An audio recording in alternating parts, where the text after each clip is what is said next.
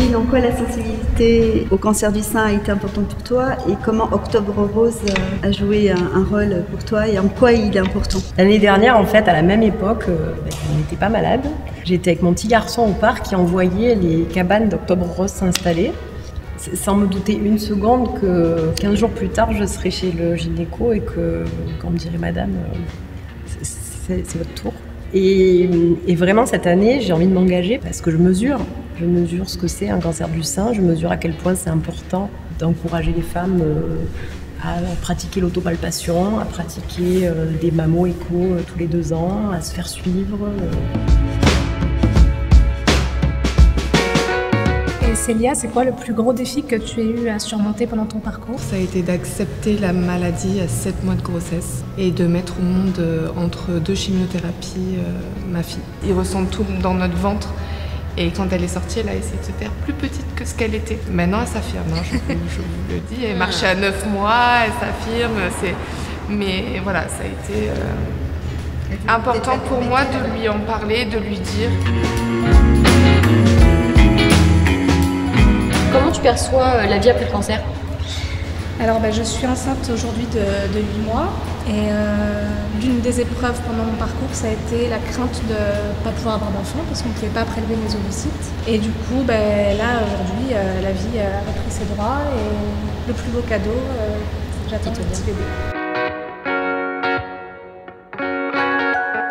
Et quel conseil est-ce que tu donnerais à une personne qui viendrait de découvrir qu'elle est malade? D'en parler déjà, d'être surtout très bien entourée, d'en discuter et de prendre soin de soi, de s'écouter, d'arrêter de vivre à 100 à l'heure, éviter le stress.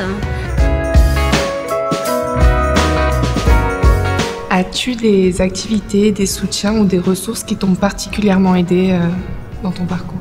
Par mon fils, ma famille, j'ai eu des réactions d'amis formidables qui ont fait un grand soutien.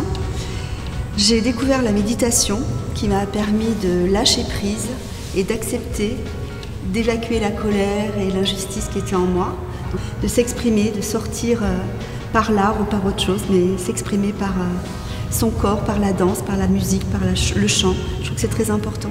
Voilà. Et de s'entourer, ne pas être seule surtout. Parce qu'on est toutes différentes après cette épreuve et je pense qu'on est même meilleures.